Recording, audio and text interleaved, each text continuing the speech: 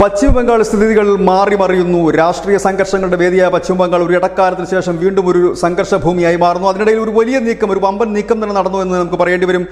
പശ്ചിമബംഗാൾ രാഷ്ട്രപതി ഭരണം ഏർപ്പെടുത്തണമെന്ന് കോൺഗ്രസ് ആവശ്യപ്പെട്ടിരിക്കുന്നു. ഇത് BJPക്ക് നൽകുന്ന ഒരു വലിയ വഴി തുറക്കൽ തന്നെയാണ്. BJP കാലങ്ങളായിട്ട് പറയുന്നത്, BJPയുടെ സംസ്ഥാന ഘടകം, പശ്ചിമബംഗാൾ സംസ്ഥാന ഘടകം കാലങ്ങളായി പറയുന്ന ഒരു കാര്യമാണ് പശ്ചിമബംഗാളിൽ അക്രമ സംഭവങ്ങൾ അരങ്ങേറുന്നു, രാഷ്ട്രപതി ഭരണം വേണമെന്ന് ഇതായി കോൺഗ്രസ് പറഞ്ഞിരിക്കുന്നു. കോൺഗ്രസിൻ്റെ MPയും നേതാവുമായ അധിർ രഞ്ജൻ ചൗധരി പറഞ്ഞിരിക്കുന്നു, ഇവിടെ ക്രമസമാധാന നില തകർന്നിരിക്കുന്നു, ED ഉദ്യോഗസ്ഥന്മാർ കൊല്ലപ്പെട്ടേക്കാവുന്ന സ്ഥിതിയാണ്, അന്വേഷണ ഏജൻസികളെ വകവരുത്താനുള്ള നീക്കം തൃണമൂൽ കോൺഗ്രസ് നടത്തുന്നു, അതുകൊണ്ട് തന്നെ രാഷ്ട്രപതി ഭരണം ഏർപ്പെടുത്തണമെന്ന് പറയുമ്പോൾ BJPയെ സംബന്ധിച്ച് അതൊരു സുവർണ അവസരം തന്നെയാണ്. കാരണം രാജ്യത്തെ ഒരു പ്രതിപക്ഷ പാർട്ടി, പ്രധാനപ്പെട്ട പ്രതിപക്ഷ പാർട്ടി തന്നെ BJPയോട് പറയുന്നില്ല, കേന്ദ്രത്തോട് പറയുന്നു രാഷ്ട്രപതി ഭരണം ഏർപ്പെടുത്തും. എന്നാൽ ഈ കോൺഗ്രസ് പറയുന്നതിന് മറ്റൊരു കാരണം കൂടിയുണ്ട്. കഴിഞ്ഞ ദിവസം അവിടെ സീറ്റ് വിഭജന ചർച്ചയിൽ കോൺഗ്രസിന് സീറ്റൊന്നും നൽകാൻ കഴിയില്ല എന്ന് മമത പറഞ്ഞു. അതിലൊരു പ്രതിഷേധം കൂടി ആകാം ഒരു പക്ഷേ ഇതൊക്കെ.